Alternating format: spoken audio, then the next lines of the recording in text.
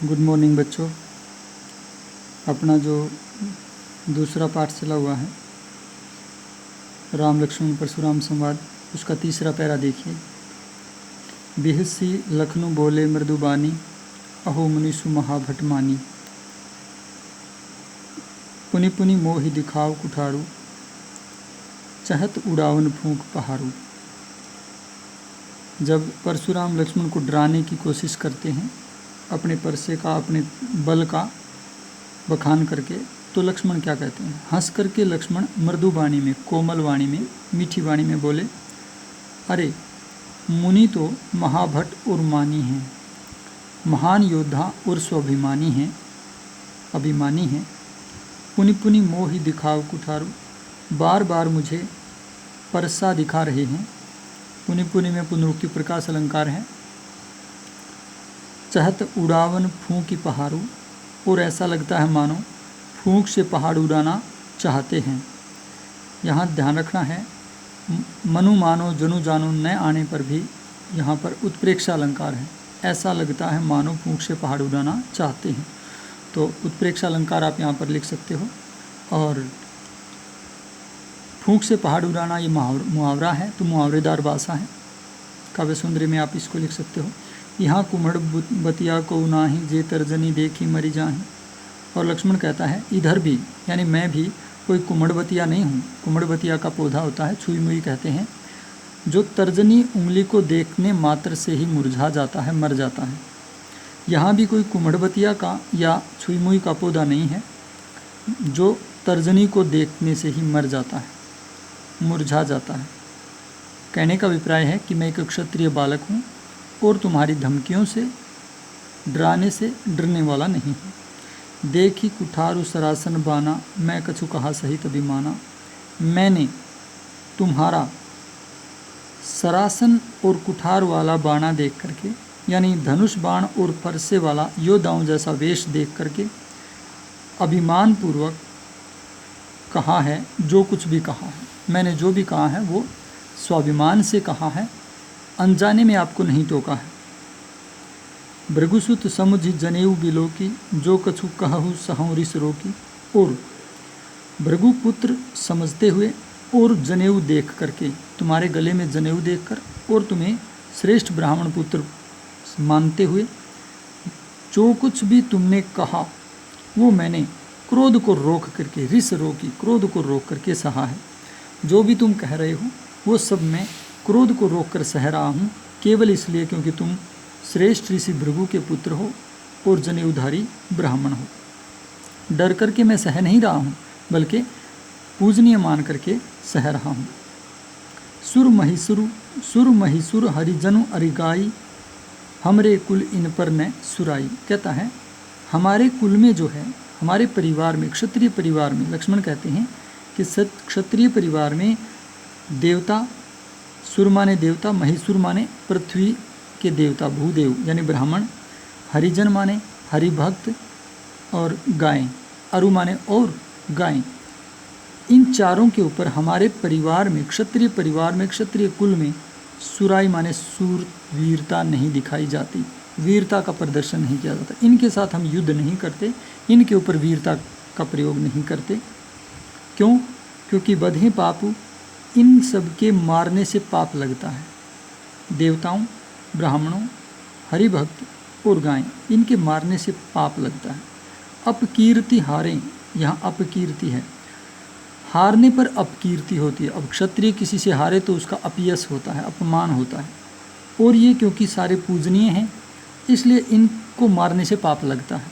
तो कहता है इसलिए मैं अपनी सूरवीरता, कोई भी क्षत्रिय अपनी सूरवीरता इन चारों के ऊपर नहीं दिखाता है, व्यर्थ। आगे कहता है मारतहु पापरिय तुम्हारे, और मारने पर भी तुम्हारे ही पैरों में पड़ना है।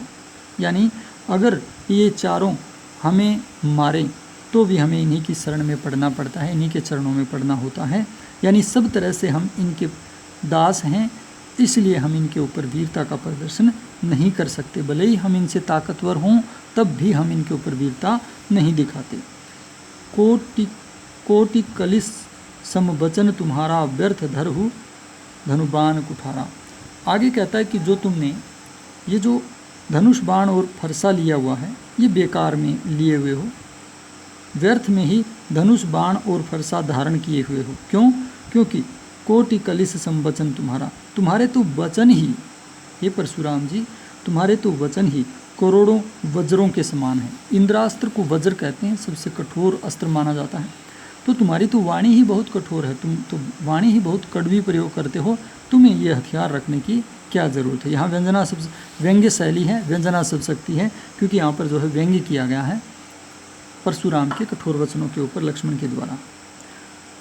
जो बिलो की अनुचित कहूँ क्षम हूँ महामुनि धीर, और अंत में बड़ी सफाई से लक्ष्मण माफ़ी मांग लेता है, कहता है कि यदि, जो माने यदि, बिलो की आपने देखा कि अनुचित कहूँ, मैंने कुछ अनुचित कह दिया है, तो क्षम हूँ महामुनि धीर, हे महामुनि और धीर पुरुष, हे धीर महात्मा, मुझे क्षमा कर दीजिए। अगर मैंने ये सब कह करके कुछ गलती करती है तो मैं क्षमा प्रार्थी हूँ, क्षमा मांगता हूँ। सुनि सरोस भृगुवंश मणि बोले गिरा गंभीर, और ये सारी बातें सुन करके रोषपूर्वक, रुष्ट होकर के, क्रोधित होकर के भृगुवंश मणि यानी परशुराम जी गंभीर वाणी में बोले। तो लगभग वही विशेष रहेंगे। आप यहाँ पर ओज गुण कह सकते हो और वीर रस कह सकते हो, बाकी लगभग सारी चीज़ें वही हैं। उसी तरह से आपकी भाषा है, वही अलंकार, छंद, चौपाई और दोहा छंदों का प्रयोग किया गया है। तो अगला पैरा देखते हैं। जो अगला पैरा है वो देखिए, कौशिक सुनुहु मंद येहु बालकु, हे कौशिक अर्थात हे विश्वामित्र, परशुराम कहते हैं हे विश्वामित्र सुनो, ये बालक मंद अर्थात मंद बुद्धि है। कुटिल कालबस निज कुल घाल को, बड़ा कुटिल है। कुटिल होता है तिरछे व्यवहार वाला, कठोर व्यवहार वाला, और काल के वशीभूत है। बड़ा कुटिल है, काल के वशीभूत है, और अपने कुल का घातक है, यानी कुल घातक है। ये अपने परिवार को मेरे हाथों से मरवाएगा। भानुवंश राकेश कलंकु, ये सूर्यवंश में, भानुवंश माने सूर्यवंश, राम लक्ष्मण सूर्यवंशी हैं। सूर्यवंश में राकेश कलंकु, चंद्रमा के कलंक की भांति हैं। जैसे चंद्रमा में कलंक होता है, वैसे ही सूर्यवंश में यह बालक है। पूरा चंद्रमा बहुत सुंदर है, शीतल है, लेकिन उसमें एक ही कलंक उसको दागवान कर देता है। वैसे ही पूरा सूर्यवंश बहुत उज्जवल है, लेकिन ये बालक उसमें कलंक की भांति है। परशुराम कहते हैं निपट निरंकुश अबुध असंकु, ये पूर्णतः है, निपट माने पूर्णतः है, निरंकुश है, जिसके ऊपर नियंत्रण न हो उसे निरंकुश कहते हैं। अबुध माने अबोध है, मूर्ख है, और असंकु माने न शंका करने वाला यानी निर्लज्ज है। ये पूरी तरह से निरंकुश, उदंड भी कह सकते हैं निरंकुश को, जो किसी की बात न माने, किसी के नियंत्रण में न रहे। तो यह पूर्णतः उदंड, मूर्ख और निर्लज्ज है। काल कवलु हो ही क्षण माही, क्षण भर में काल का ग्रास हो जाएगा। कहूँ पुकारी खोरी मोहि नाही, पहले ही पुकार कर कह देता हूँ, पुकार कर कहता हूँ, दोष मुझे मत देना, बाद में मुझे दोष मत देना। तुम हट कहु जो चहु उबारा, तुम हटने के लिए कह दो, यानी तुम इसे रोक दो। यदि उबारना चाहते हो, बचाना चाहते हो, अगर तुम इसे मेरे फरसे से बचाना चाहते हो तो तुम इसे रोक लो। कही प्रताप बल रोसु हमारा, हमारा प्रताप, बल और रोष, मेरी वीरता, मेरी ताकत और मेरे क्रोध के बारे में इसे बता करके तुम इसे रोक लो, अगर तुम इसे बचाना चाहते हो तो। लखन कहु मुनि सुजस तुम्हारा, तुम ही अछत को बर नहीं पारा। ये बातें सुनकर के लक्ष्मण कहते हैं हे मुनि, तुम्हारा सुयस, तुम्हें छोड़कर, तुम ही अछत, तुम्हारे अतिरिक्त, को बर नहीं पारा, कौन वर्णन कर सकता है। अपने मुँह तुम अपनी करनी, यहाँ अपनी है ये, अपने मुख से तुमने अपनी करनी, बार अनेक भांति बहुबरनी, अनेकों बार, अनेक भांति, बार अनेक माने अनेकों बार, भांति बहु माने अनेकों प्रकार से, वर्णी माने वर्णन कर दी है। तुमने खुद अपनी करनी अपने मुख से अनेकों बार कर दी है, तुम्हारे सिवाय भला और कौन वर्णन कर सकता है इतना अच्छा। ये व्यंग्य है, यहाँ पर व्यंग्य शैली है। नहीं संतोष तब पुनि कछु कहो, अगर संतोष नहीं तो फिर और कुछ कहो, और कुछ कह लो। जनी रिस रो की दुसह दुख सहु। रिस रो की, रोष को रोक कर, क्रोध को रोक कर, दुसह दुख जनी सहु, दुस्सह दुख असह्य दुख मत सहो। वीर व्रति तुम धीर अछोभा, तुम तो वीरता का व्रत धारण करने वाले धैर्यशाली और क्षोभ रहित हो। ये भी व्यंग्य किया गया है, क्रोध रहित हो। तुम तो बहुत ही वीरता का व्रत धारण करने वाले वीरव्रती हो, धैर्यशाली हो और क्रोध रहित हो। गारी देत न पावहु शोभा, गाली देते तुम शोभा नहीं पाते, तुम्हें गाली देना शोभा नहीं देता। वीर गाली नहीं देते, धैर्यशाली, क्योंकि मुनि धैर्यशाली होते हैं, धैर्यशाली व्यक्ति गाली नहीं देते। सूर समर करने करही कहीं न जनावही आप। जो सूर होते हैं, सूरवीर, वो समर में यानी युद्ध में करनी करते हैं, पराक्रम करते हैं। कहीं न जनावहूँ आप, अपने आप को कहकर नहीं जनाते, यानी अपनी बड़ाई मुख से नहीं करते बल्कि करनी द्वारा करते हैं, पराक्रम करके दिखाते हैं। समर माने युद्ध में। विद्यमान रन पाई रिपु कायर कथी प्रतापु। रन माने युद्ध में, पाई पाकर के, रिपु शत्रु को, विद्यमान युद्ध में शत्रु को सामने पाकर, विद्यमान पाकर कायर होते हैं जो प्रताप कहते हैं, अपनी बड़ाई हाँकते हैं, डींग हाँकते हैं।